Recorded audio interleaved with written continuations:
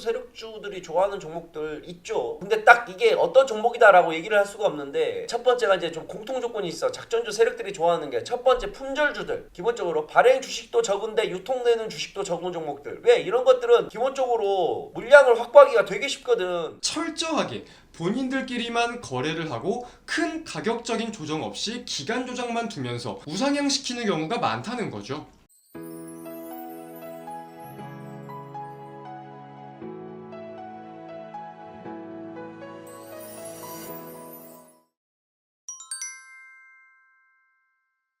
네, 반갑습니다. AP투자연구소의 이호수 전문가입니다. 반갑습니다. 최근 논란이 된 작전주, 단순히 하나의 종목뿐 아니라 5개의 종목이 무더기로 하한가를 기록하는 등 무서운 장세가 연출되고 있습니다. 이에 대해 많은 개인 투자자분들이 언제, 어떻게, 내 종목이 이렇게 될지도 모른다에 대한 우려감을 갖고 계신 것 같은데요. 오늘은 이에 대해 최근 논란이 되었던 작전 방법과 공통적인 종목 특성들을 함께 한번 살펴보도록 하겠습니다. 왼쪽은 라더견 사태 때의 차트들이고 오른쪽은 소액주주 운동 사태의 차트들이에요. 물론 소액주주 운동 사태는 현재 거래 정지가 된 상황이고 아직 무언가가 결정난 것은 없긴 하나 우리가 확인할 수 있는 결론만 놓고 본다면 결국 하루에 5개 종목이 모두 하한가에 진입하는 시간들이 있었습니다. 우리가 이렇게 간략히만 본다고 하더라도 실상 차트의 흐름이 꽤나 비슷하지 않나 이렇게 충분히 좀 생각을 할 수 있을 것 같은데, 결국 이 주식이라는 거는 위험자산이잖아요. 100%가 아닌 위험자산. 이 위험자산으로 분류되는 주식시장에서 내가 가지고 있는 종목이, 내가 보유 중인 종목이 이런 일이 없을 것이라는 보장은 절대적으로 없는 거거든요. 그래서 사실 이 주식시장 아무런 이유가 없다고 하더라도 무언가가 단순히 많이 사면 올라가는 게 현실입니다. 결국에는 매수 열기가 매도 열기보다 뜨겁다면 그 가격은 올라가는 게 모든 시장의 원리이자 법칙이니까. 근데 일반적으로는 종목의 기대감이라던가 무언가가 모멘텀이 있다거나 상승 동력을 가지고 그에 대한 매수세가 몰려야 맞겠지만, 제가 지금 드리고 싶은 말씀은 뭐냐, 이러한 무언가가 동력이 없다고 하더라도 얼마든지 돈만 유입이 된다면, 매수세만 몰린다면 가격은 올라간다는 얘기죠.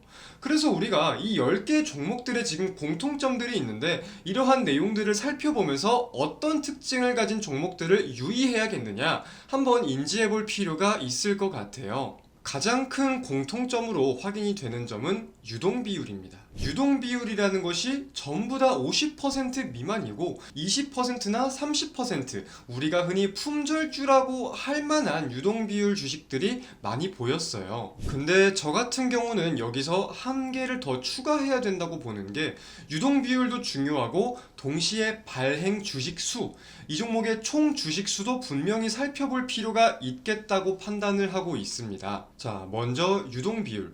물론 유동비율이 낮고 흔히 품절주라고 불리는 종목들이 모두 이러한 수순을 겪는다는 건 절대적으로 아닙니다. 하지만 반대로 생각을 해보았을 때 이러한 수순을 겪은 종목들은 다들 유동비율이 적었다, 이거는 맞는 표현인 거거든요. 만약에 어떠한 종목의 총 상장 주식수가 만주인데 그 만주 중에서 시장에 풀려있는 유동주식수는 2000주밖에 안 됩니다. 그러면은 우리가 흔히 세력이라고 부르는 이 주가를 조작하는 사람들은 2000주만을 가지고 시장에서 이 주가의 등락을 직접 조정할 수가 있는 거잖아요. 만주가 있지만 시장에는 2000주밖에 없으니까 2000주만 가지고 훨씬 더 난이도가 쉬워진다는 얘기겠죠. 매집을 하기도 쉬울 거고요. 그 말은 상승을 시키기도 쉽다는 말이기도 하겠죠. 자, 동시에 발행 주식수는 우리가 어떻게 바라봐야 하느냐? 자, 우리가 쉽게 예를 들어서 시가총액이 100만원인 A라는 기업이 있습니다. 이 A라는 기업, 만약에 주가가 만원이라고 하면 총 100주가 상장된 걸 거겠죠. 100만원에서 만원이니까 만 곱하기 100, 100만원. 근데 반대로 주가가 10만원이라고 하면 총 10주가 상장된 종목일 거예요. 자, 그러면은 이 종목으로 작전을 치기 위해서는 많은 물량들을 가져와야 될 필요가 있을 텐데, 자, 우리가 여기서 비교를 한번 해볼게요. 개인들이 많이 붙을 수도 있고 뭐 가격이 싸니까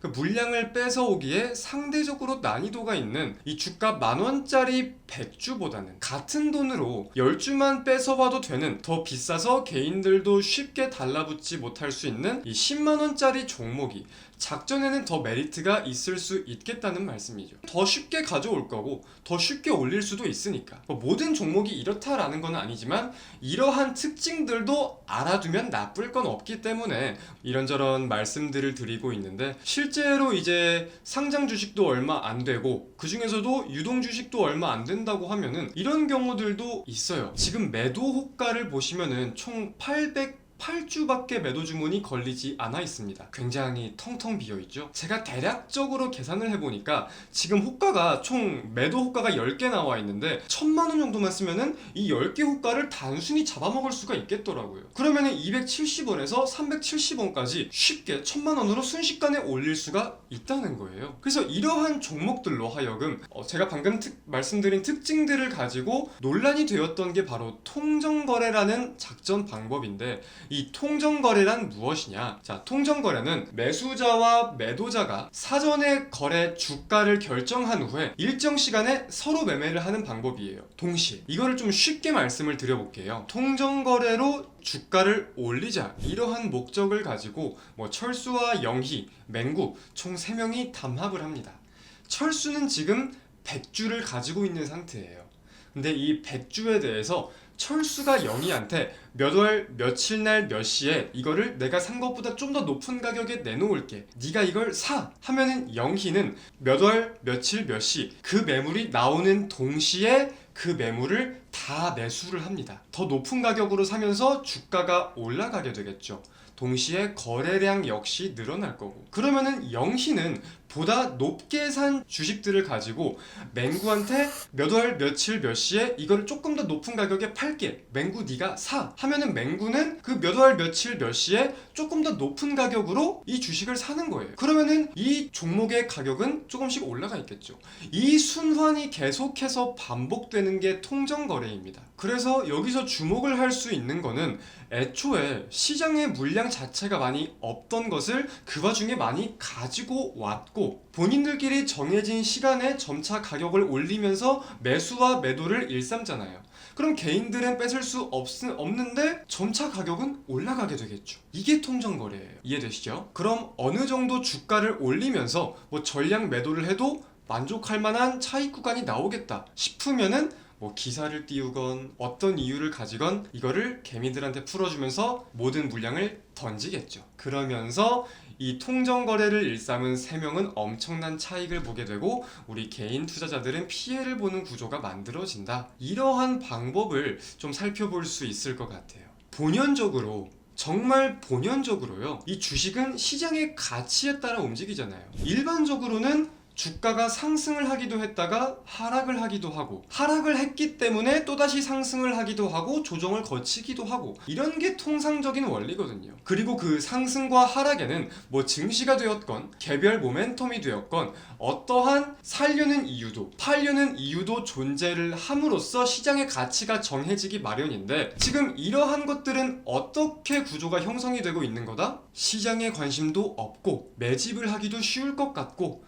이런 종목들을 가지고 어떠한 이유 없이 그냥 계속해서 주가만 올리는 거예요. 그래서 또 하나의 특징을 우리가 한번 살펴본다면은 가격적인 조정이 없어요. 지금 보시면은 주가가 기간적으로 횡보를 하는 기간들은 보이지만 크게 떨어진 날들은 보이지가 않죠. 하한가를 기록하기 전까지는. 만약에 가격 조정을 주면서 주가를 누른다면은 다시 올리는 데에 돈이 그만큼 더 필요합니다. 결국은 팔았던 물량을 다시 사야 되는 거니까. 그리고 동시에 이 물량들을 산 사람들이 있을 거 아니에요. 개미들이 뺏은 물량이 있다면 이 개미들이 뺏은 물량도 가져와야 한다는 숙제가 있다 보니까 철저하게 본인들끼리만 거래를 하고 큰 가격적인 조정 없이 기간 조정만 두면서 우상향시키는 경우가 많다는 거죠. 지금도 시장에 이러한 종목들이 보이는 게 있기야 있을 겁니다. 여러분들도 의심하는 종목군들이 있을 수도 있을 거고요. 그래서 우리가 이 주식을 하면서 무언가가 업종을 보고 이 종목의 성장성을 보고 해당 기업을 매수하고 싶다고 하더라도 분명히 이 차트 그리고 주가의 흐름에 대해서 이해할 필요는 있겠다고 저는 판단을 해요. 이 종목이 어떤 모멘텀을 가지고 상승이 나왔는지, 그리고 상승을 하면서 어느 정도의 수급이 유입되었고 유통 주식수 대비 거래량은 어느 정도 확인이 되고 있는지, 뭐 신용 물량은 어느 정도가 들어오고 있는지 등등. 그죠? 결국은 많이 사야 가격이 올라가는 게 주식시장입니다. 가장 간단하면서도 가장 확실한 내용이에요. 많이 사야 올라간다. 그렇기 때문에 이유 없는 상승에 대해서, 많이 살 이유가 없는데 이유 없는 상승에 대해서는 단순히 좋아할 게 아니라 분명 의심 혹은 의구심을 가져볼 필요가 있다는 점을 우리 주린이 분들은 인지를 하셨으면 좋겠습니다. 그리고 저 같은 경우는 또 우려감이 드는 게, 사실 이러한 악순환이 계속해서 반복이 된다고 하면은 외국인들은 국내 증시에 대한 투자 매력도와 신뢰도가 하락할 수도 있겠다고 생각이 들어요. 이건 당연히 원화의 수요가 떨어진다는 내용이기도 하고 원화가 약세를 보이는 내용으로도 연관이 되어지겠죠. 그렇다면 국내 경제, 굉장히 많은 산업군들에도 타격을 미칠 수가 있어지는 내용이기 때문에 결론적으로는 이러한 악순환들이 보이지 않았으면 좋겠습니다. 오늘 영상은 이런 식으로 우리 주린이 분들을 위해서 간단하게나마 한번 제작을 해보았습니다. 언제나 우리 개인 투자자분들을 위해서 노력할 수 있는 이호수 전문가가 되도록 하겠습니다. 감사합니다.